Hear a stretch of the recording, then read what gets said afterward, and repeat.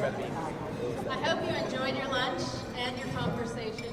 It is now my pleasure to introduce our executive luncheon speaker.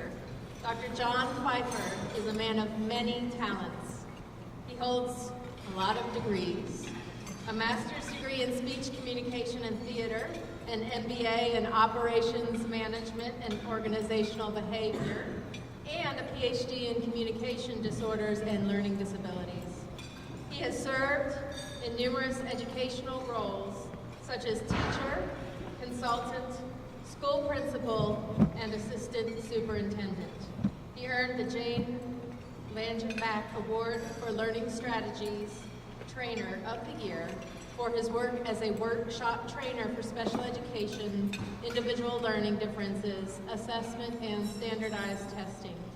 Dr. John Pfeifer has served as a long-standing donor and volunteer for an Appalachian Summer Festival. For the past 7 years, he has worked closely with festival staff to develop its highly acclaimed film programming.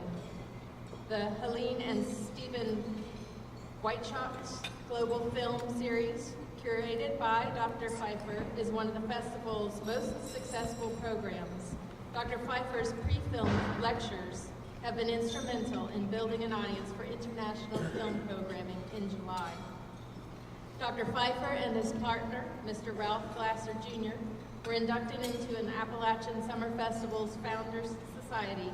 A group of patrons whose support and service to the festival has been significant and transformative. We are very pleased to have such a talented and engaged guest speaker for our lunch today. I know that we will all enjoy hearing his thoughts on teaching and learning, because those of us in the room who aren't educators have been educated and have children that are being educated, and I don't think a day goes by that we don't read about education in the national news of late. So thank you, John, for being here today with us.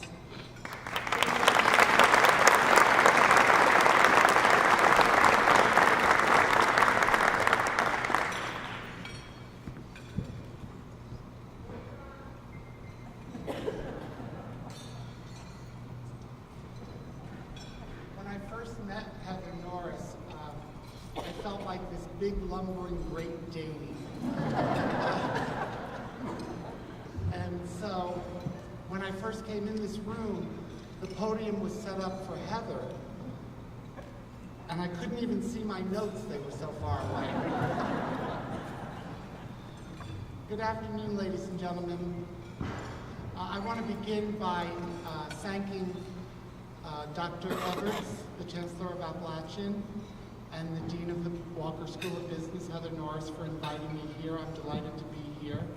I'd also like to recognize Mr. Edward Boyles, whose father is the namesake of this event, and who was quite an impressive individual. When you think that he served as the state treasurer through 9 governors, that's just an amazing feat. And last but not least, I want to congratulate Bonnie Schaefer, the 56th Harlan E. Boyles Distinguished CEO.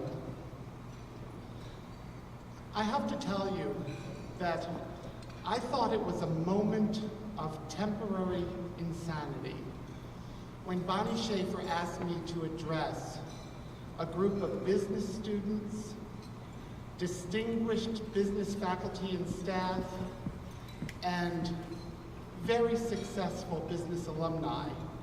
And it was even crazier when I agreed to do it. It was only after I had said yes that it dawned on me that I had absolutely no idea what I would talk about to a group of current and future business leaders that might be of interest to them. And I struggled with that for weeks until Bonnie said to me, "John, just talk about education." I thought about that for a minute, and I thought, that has never really worked well for me at a cocktail party.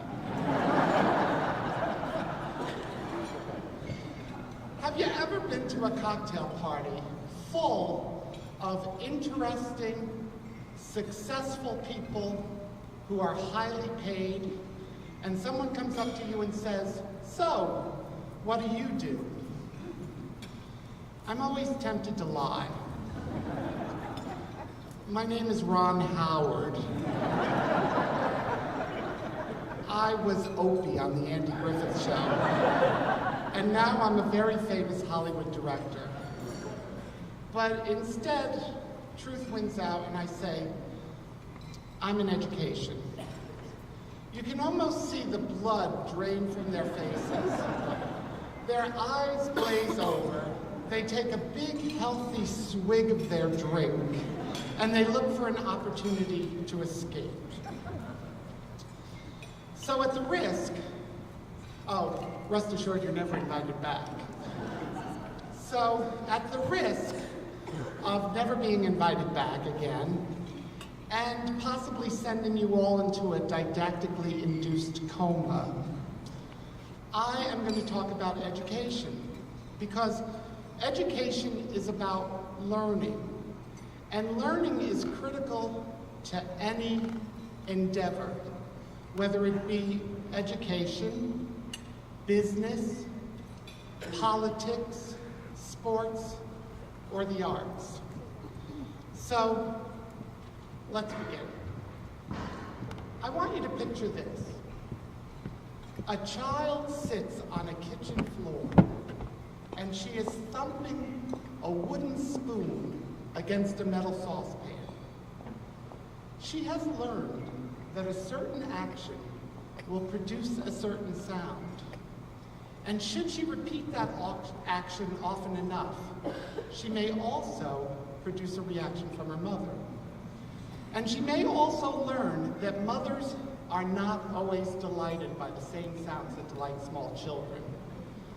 But in its most basic and elementary form, that's what learning is all about. In fact, if you look in the dictionary and you look for a definition of learning, it will say something like this. Learning is the acquisition of knowledge and skills through experience, self-study, or instruction. So what I'm going to do today is to talk to you a little bit about 3 simple axioms of learning. Now, if there are any professors of education in this audience, I want to apologize in advance. And the reason for that is that you may find some of the things that I say oversimplified or perhaps inconsistent.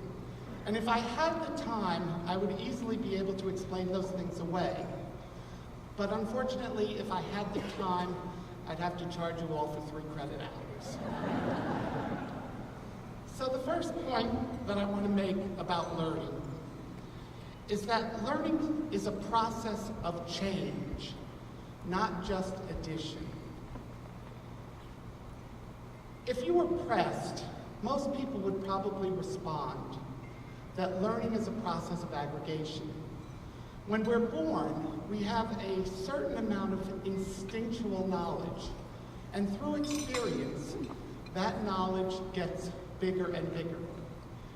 It's like a ball of clay, and as you learn things, you add to it, piece by piece by piece, until the ball gets bigger and bigger and bigger, and voila, you know everything that you need to know.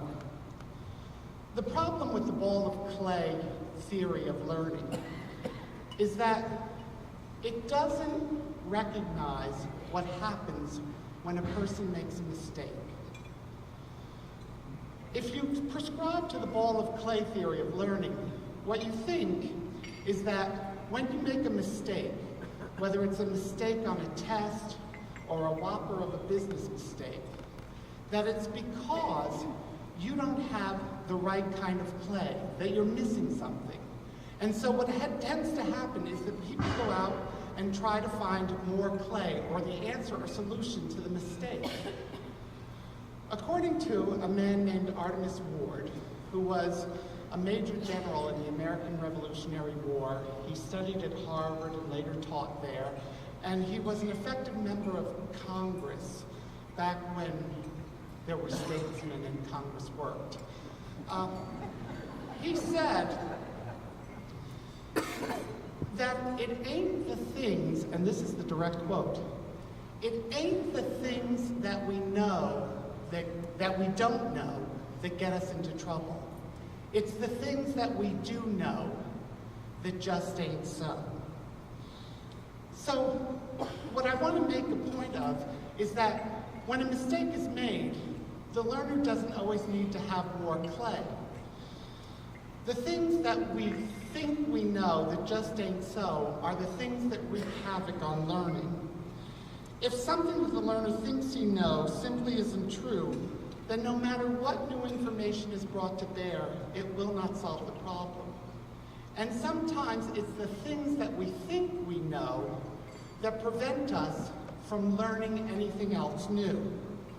And that's the tricky part, because we as learners don't want to mess with our balls of clay.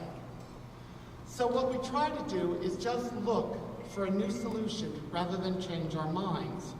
And when you start thinking of learning as a process of change rather than a process of addition, it makes it easier to understand why it's so hard to teach an old dog new tricks. It makes it easier to understand why businesses are sometimes doomed to repeat the same mistake over and over and over again. And it makes it easier to understand why politicians can't hear the arguments of the others on the other side of the aisle, because they're not willing to listen and reflect on what they know and change things when they need to know it. It also makes it easier to understand why my grandniece Debbie continues to say, between you and I. This summer, I was having a conversation with my niece, and she had just gotten a new smartphone. And she was so excited to show me every feature. And I'm a technological dinosaur, so I just sat there and watched. And when she was done, she sort of leaned in conspiratorially and said, between you and I, the only reason that my father bought my sister and I these smartphones is so that he could track us every minute of the day. And then she showed me her smartphone and claimed it was equipped with a GPS chip. And then she showed me the app that her father uses to trace her whereabouts. I was fascinated with the technology, but because I'm a former English teacher, I just could not let between you and I go.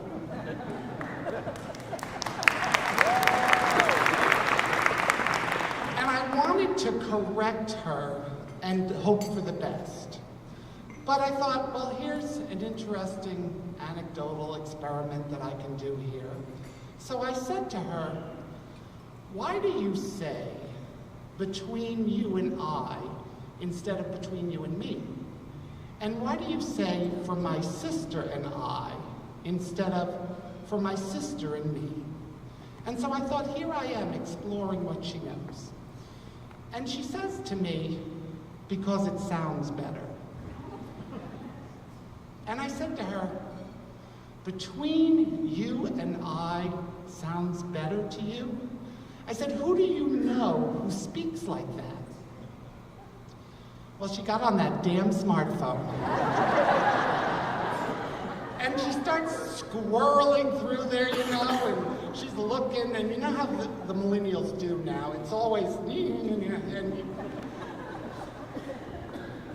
so she pulls up on the screen a tweet by a twit. Kim Kardashian.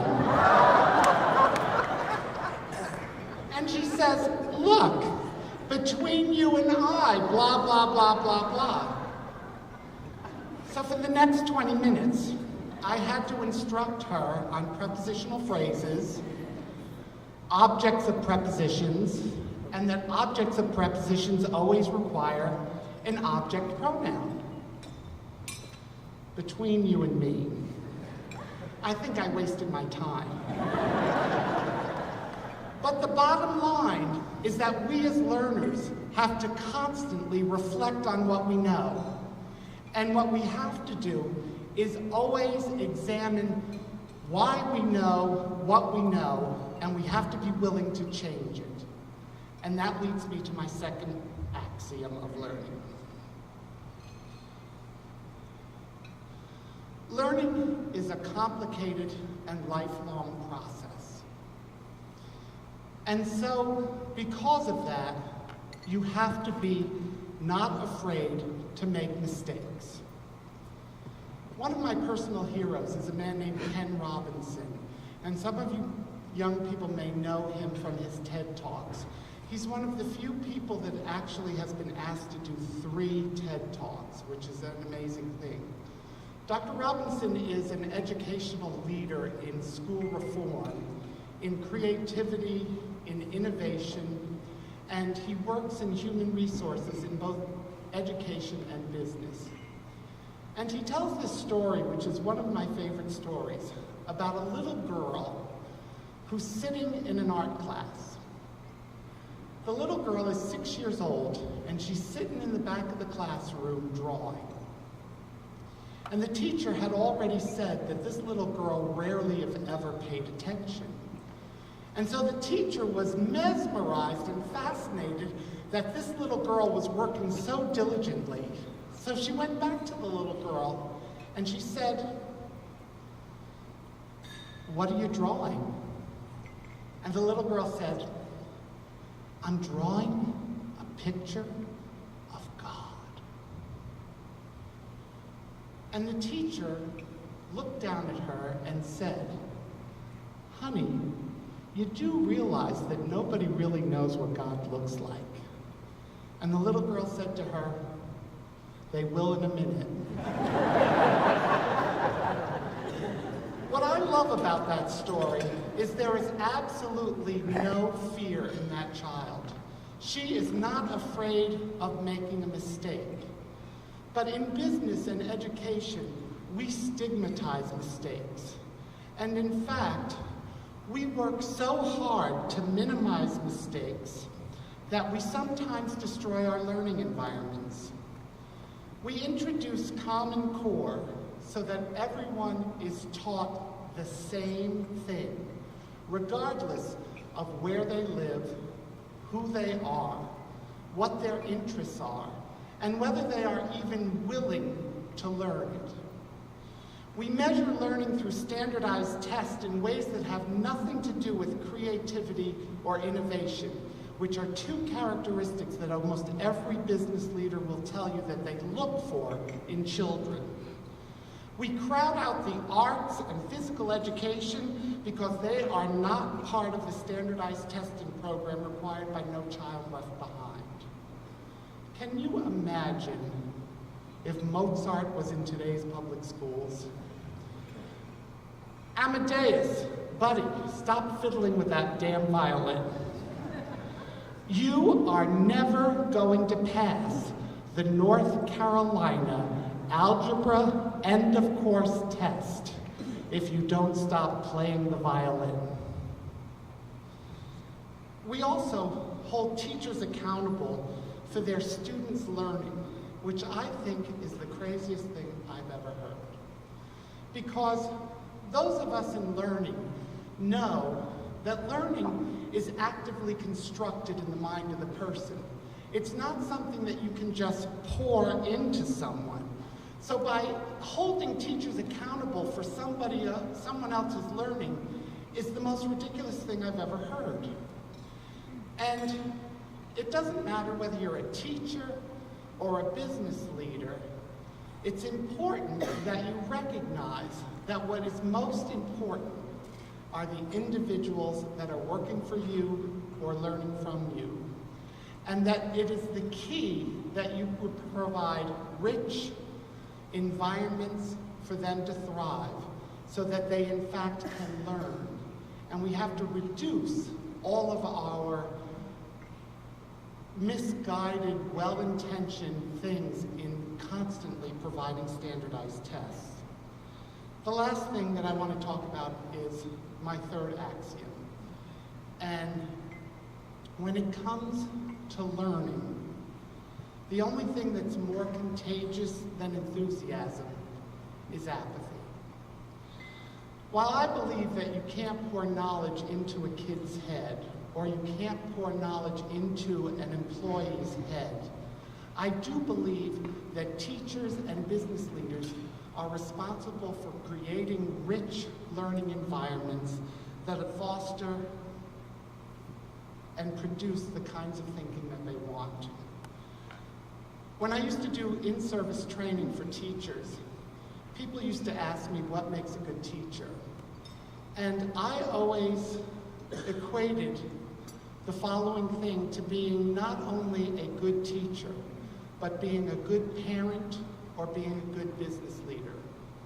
I believe that a good teacher is someone who is one part expert, one part cheerleader, one part benevolent coach, and one part noxious dictator. My definition of an expert is not someone who has the most degrees. My definition of an expert is someone who can take the most complicated concept in their field and reduce it to its simplest terms. My mother used to always say, you only know your subject area when you can explain it to a 5-year-old or your grandmother. And sometimes people who consider themselves experts, when they're having trouble communicating their ideas, whether they be students or employees, blame it on the learner. And that's the wrong thing for people to do. It's important for you to reevaluate and determine that you're able to explain the most complicated concept to your grandmother. Now, we all know what good cheerleaders look like. But being a cheerleader is more than just raising your voice, waving your arms, and crying out some memorized chants. Effective cheerleaders know that the most important thing is to share a vision with the fans. And once you understand and share the same vision, then people are more likely to listen and follow and learn. Now, a benevolent coach shows rather than tells. They have the philosophy that they never ask someone to do something that they haven't already done themselves or are willing to do. This morning I was taken with Bonnie's speech, and Roland Schaefer, who I did know, was an incredible business leader. And rather than bring Bonnie in at a high level, which sometimes business leaders do, he made her start in the trenches. And he didn't do it to punish her. He did it to ensure that when she did become the leader, she knew exactly what every other person under her knew how to do and was able to explain it. And finally, this is the part I like the least, you have to be a noxious dictator. Sometimes you have to be willing to just bring the hammer down. I will tell you this, though, that it's important, and in the words of Mark Twain, that you don't see everything as a nail. Because noxious dictators, the research says clearly that the most productive learning happens when you are a coach and an expert rather than a noxious dictator. What's important also is that all of these 4 parts come in equal parts. If any one of them dominates the personality of a good teacher or a good leader, the learning fails. And I'm sure that all of you have known this because I've worked for a couple of noxious dictators who had no other redeeming parts. If you are an expert who cannot communicate and cannot share what you know in a simple way, you end up having people that don't learn, and it's impossible for you to delegate to them. If you have a cheerleader who praises everything, then what usually happens is nothing has any meaning or value. I used to work with a woman who climbed the ranks in education really quickly, and she says everything is wonderful, whether it's wonderful or not. She came to my house to visit, and we cooked a simple dinner for her. And I must have heard 6 times how wonderful the dinner was, and it was beginning to lose credibility. So finally I said to her, "Jerry, I get the point. The dinner was wonderful. Please don't say it again." And that's what happens to cheerleaders who praise everything all the time. They lose their credibility and they stop being believable. The problem with benevolent coaches, when there is too much of the coaching, is that everyone spends all of their time in meetings and hearing about their experiences. And finally, the noxious dictator who takes charge and doesn't pay attention to any of the other parts ends up destroying morale, initiative, and takes away all innovation. In conclusion, I just want to say, I believe that the primary reason that people don't really think about learning is because they're too busy trying to gather as much clay as they possibly can. It's important that you take the time to reflect and think about what it is that you know, and that's especially true when mistakes happen. I believe that everyone should spend time reflecting on what they know, and I believe that rich learning or business environments honor individual differences, respect interests of all kinds, and promote creativity. And finally, I believe that the best leaders in education and/or business are enthusiastic learners themselves. Thank you, everyone. I appreciate your attention.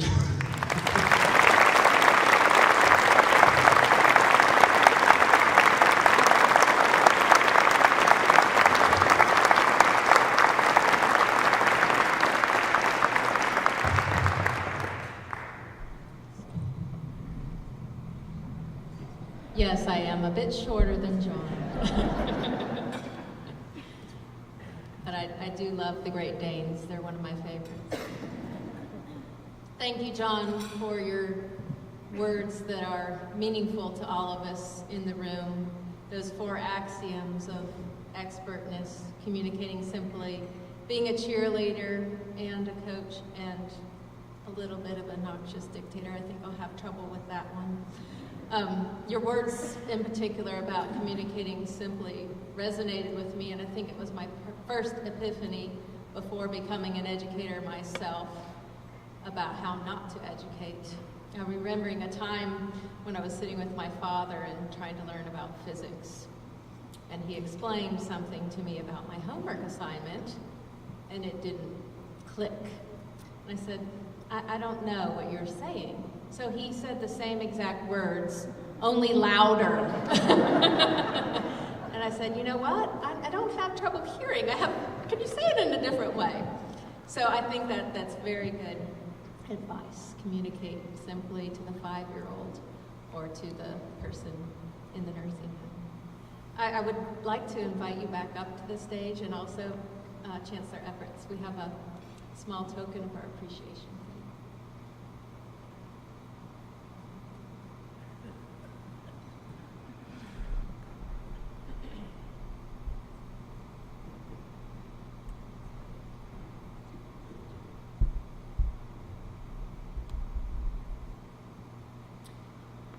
On behalf of Appalachian State University and the Walker College of Business, we would like to present Dr. Pfeifer with a token of our appreciation. Please accept this crystal tower etched with the university seal and date of your presentation to the Boyles CEO Lecture Series Luncheon and a commemoration of this event.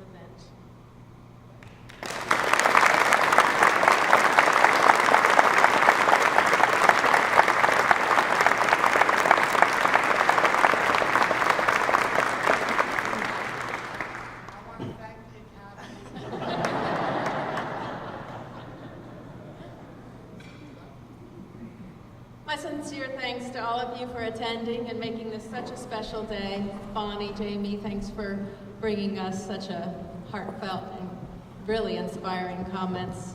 And John as well. I think, the two of you said you were nervous, but you're two of our most engaging and humorous speakers yet. So thank you so much for making a difference in the lives of our students and creating those transformational educational experiences for them. Thank you.